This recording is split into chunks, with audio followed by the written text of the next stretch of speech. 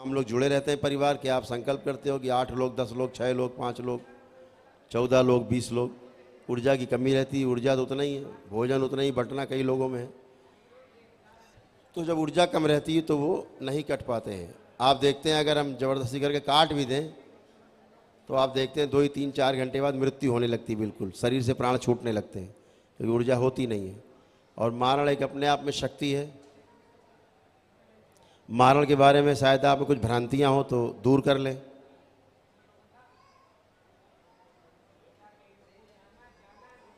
मारण जो है एक तांत्रिक प्रयोग है।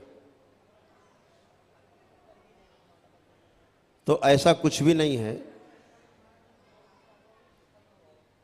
कि कोई ऐसे मंत्र पढ़ के कर दे, नींबू वूबू काट के, और आपका मारण हो गया और आप मरने लग जाएं। ऐसा कुछ नहीं होता। मारण का अर्थ होता है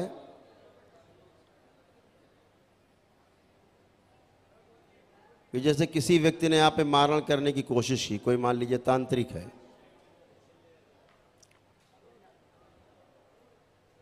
और वो चाहता है कि आप खून की उल्टी कर करके मरें।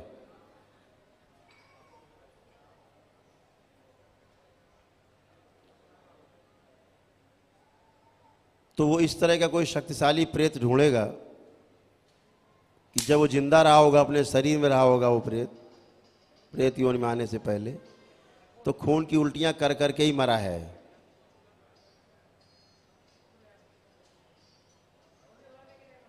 या उसने डालना है कि आपको लकवा मार जाए, लकवा में पड़े पड़े मर जाएं आप, शरीर के अंग आपके काम करने बंद कर दें।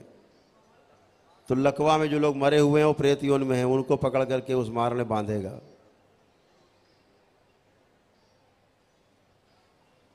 या आत्महत्या कर चुके लोग, ऐसे लोगों को बांध देगा उस मारण के तंत्र में।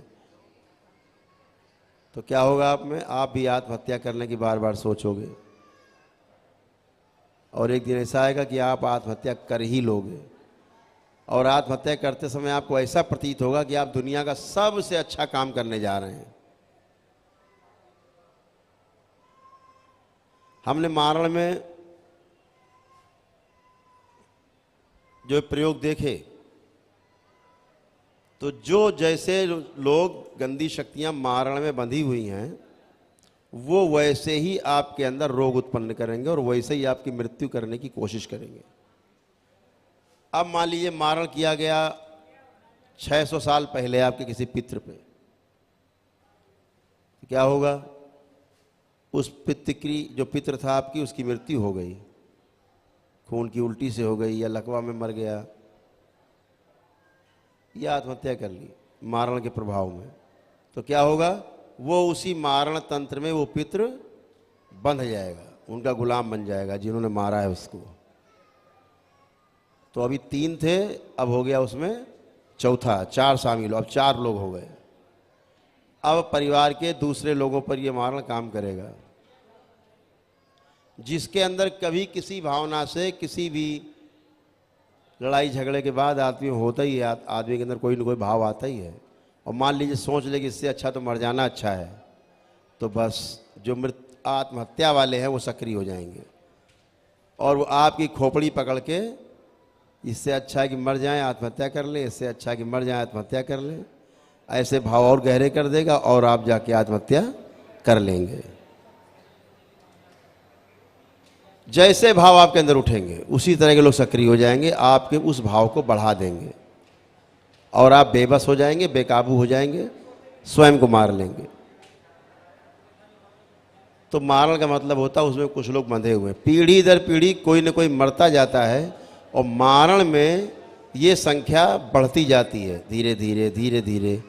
तो 500, 600, 700 वर्ष पहले, 1000 वर्ष पहले कोई मारण किया गया, या बीच में किए गए आपके डीएनए के ऊर्जा पथ में, तो आपके डीएनए का जो ऊर्जा पथ है बहुत बड़ा, उसी में मारण घूमते रहते हैं, और उसमें पितृ बंध गए, बनते जाते हैं, उनकी मुक्ति नहीं होती क्योंकि मारण बंधे हुए हैं।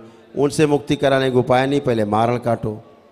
मारण काटने के लिए बहुत बड़े आयोजन किए जाते हैं, आपको वर्षों दौड़ाते हैं तांत्रिक, वर्षों को जिंदगी भर दौड़ाते हैं मारण काटने के लिए। और आप 20 साल 25 साल दौड़ते दौड़ते खुद ही मर जाएं, हो गया मारण खत्म, पता लगे आप भी उसी मारण में बंधे हुए हैं। मारण को काटते काटते कई तांत्रिक मर जाते हैं। इतनी खतरनाक खतरनाक शक्तियाँ होती हैं उसमें, काली शक्तियाँ होती हैं, शमशान की शक्तियाँ होती बंधी रहती हैं। उनको काटते समय तांत्रिक ही मर जाते हैं। अब अगर तांत्रिक मर गया तो वो भी उसी मारण में आके बंध गया। और एक और मजे की बात, जिस तांत्रिक ने कभी पहले मारण किया होगा, पहले कभी मारण किया होगा तांत्रिक ने पहले पितृ के ऊपर, तो जब वो तांत्रिक मरता है तो वो भी आके उसी मारण में बंध जाता, वो भी भोगता है। ऐसा मत समझो कि तांत्रिक करके वो निकल लेगा कहीं। प्रकृति के नियम बहुत सच्चे, बहुत कड़े हैं, एकदम क्लियर है। तो वो तांत्रिक भी आके उसी में बंध जाता, मारण और ज़्यादा खतरनाक हो जाता है। तो ये मारण जब तक आपके डीएनए के ऊर्जा पथ में रहता है, आपको रोगी उसके अंदर है तो आपके अंदर रोग बन जाएंगे, खूंखार है तो आप खूंखार बन जाएंगे, घर की सुख शांति में उठापटक करने वाले हैं तो बच्चों की बुद्धि खराब कर देंगे। तो ये सब समस्याएं मारण में रहती हैं, और मारण जब कटता है तो आप पूरी तरह से रोग मुक्त होते हो। तंत्र का सबसे खतरनाक खेल मारण है, इसीलिए दरबार ने इसको काटने की शक्ति सबसे आखिरी में खोली। सपोज करिए मारण की शक्ति सबसे पहले खोल देते, या आप आवे दरबार और हम आपका आते ही मारण काट दें, तो मारण तो कटेगा सो कटेगा, आप घर जाते जाते पहले मर जाओगे बीच में, आपका ऊर्जा ही नहीं है। घर पहुंचते पहुंचते बीच में मर जाओगे, रास्ता घर में पहुंचने की आवश्यकता नहीं है, ऊर्जा नहीं है। तो जब आप में ऊर्जा की कमी पड़ती है तो दरबार आपको बताता है कि आप खुद ही दिखता है। अभी सबके मारण काटे, बहुत लोगों के नहीं कटे होंगे, मुश्किल 10% लोगों के कटे होंगे सब। बाकी ऊर्जा कमी इसलिए रहती है कि आप जो हवन करते हो उसमें आपके लाखों भूत प्रेत नष्ट होते हैं डीएनए ऊर्जा पथ से, आपकी ऊर्जा खर्चा होती है, नौहन की ऊर्जा। तमाम पितृ दुष्ट होते हैं, निकाले जाते हैं, संहार होते हैं। अच्छे पितरों को मुक्ति दी जाती है, उसमें शक्ति नष्ट होती है। आसुरी शक्तियाँ तमाम नष्ट की जाती हैं, उसमें शक्ति खर्च होती है। तमाम तंत्र मंत्र किए जाते हैं, वशीकरण किए जाते हैं, उच्चाटन विकर्षण विदेशण होते हैं, उनको काटने में शक्ति जाती है। तमाम मुल्ला मौलवी दरबार में जुड़े होते हैं, उनको काटने में शक्ति जाती है। गुरु परंपरा आपको खा रही होती है, आपकी जो गलत पूजा पाठ आपको खा रही होती है, उसमें काटने में सब ऊर्जा जाती है। आपके नौकरी रोजगार व्यापार को ठीक करने में ऊर्जा जाती है। तमाम रोग आपके कष्ट दूर करने में ऊर्जा जाती है, ख़त्म होती है, नष्ट होती है। तो आपकी एक बड़ी ऊर्जा खर्च हो जाती है, जो न होना आप करके आते, बचती नहीं। समझ पा रहे हैं आप? अब रह जाते हैं आपके शरीर में जो बन जाते हैं रोग, स्थूल रूप से रोग बन जाते हैं। ये रोग काटने के लिए और ये मारण काटने के लिए ऊर्जा आपके पास कम पड़ जाती है। इसीलिए आप आते हो कि आप हम लोग गुरुजी हम 9 लोग हैं हवन के पुण्य में, हम देखते हैं कि 2 लोगों के काटने भर की ऊर्जा है, 3 लोगों के काटने भर की ऊर्जा है, तो एक की छोड़ देते हैं, 2 लोगों की काट देते हैं। क्योंकि तीनों की काट दो तो आपका एनर्जी का बैलेंस हो जाएगा 0, और मान लीजिए कोई झटका आपको आया कहीं से बाहर से बड़ा, तो आपके पास बचाव करने के लिए कोई ऊर्जा नहीं, कोई एनर्जी नहीं है, न रोगों के लिए ना आसुरी शक्तियों के लिए। तो जब आप ऊर्जा वृद्धि का हवन करते हैं, ये आरोग्य का हवन करते हैं, तो आपके पास एक बड़ी ऊर्जा खड़ी होती है, और आप उस ऊर्जा से आपकी सब गंदगी जाती है, सारे मारण कटते हैं, सारे रोग कटते हैं, गंदगी जाती है, और ऊर्जा भी आपके पास बनी रहती है आगे लड़ने के लिए। तो ये एक व्यवस्था है, और व्यवस्था में जो विश्वास करते हैं, व्यवस्था में जो भागीदारी करते हैं, उन्हीं को लाभ होता है। बाकी बातें आप करते रहो।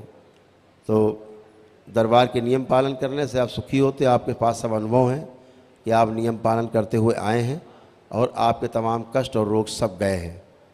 जो थोड़े बहुत रह गए अंतिम समय में वो भी सब चले जाएंगे। ठीक है, तो अभी एक एक करके अंदर बुलाएंगे, तो माइक पे जो खड़े होंगे वो हमसे बात करेंगे, परिवार पीछे रेलिंग के पास खड़ा होगा, और वो अपने प्रार्थना करेंगे कष्ट और रोग नष्ट होने की, और जो मेरे सामने खड़ा अपनी बात बताएगा, सबके रोग और कष्ट जाएंगे।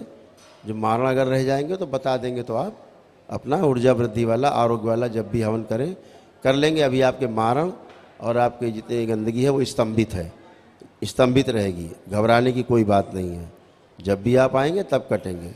ये ज़रूर है कि जब दरबार में कोई शक्ति नहीं खुल जाती है और आप में उससे संबंधित गंदगी होती है तो हिलोरे मारने लगती है वो, क्योंकि उनको भी लगता है कि हम भी हज़ारों साल से बंद हैं, हम भी बाहर निकलें इस पिंजड़े से। तो वो भी कोशिश करते हैं आपको लाने की या तंग करने की कि आप दरबार चलो किसी तरह से। तो घबराने की कोई आवश्यकता नहीं है। ये दरबार आपका है, भगवान भोलेनाथ का दरबार है, माता कामाख्या का दरबार है, जिसको सजाया है प्रेम से हमारे परम पूज्य गुरुदेव, हम सब के गुरुदेव पंडित श्री राधा रमण जी मिश्र और हमारी गुरु माता माँ कामरू कामाख्या ने खूब प्रेम से सजाया है और खूब रच के सजाया है। तो कोई यहाँ से जा नहीं पाता बच के, कोई गंदगी रुक नहीं पाती। जीत आपकी होती है, आखिरी में हर सूरत में जीत आपकी होती है। यहाँ से आप जीत के जाते हैं, सब हार जाते हैं। तो घबराने की कोई ज़रूरत नहीं।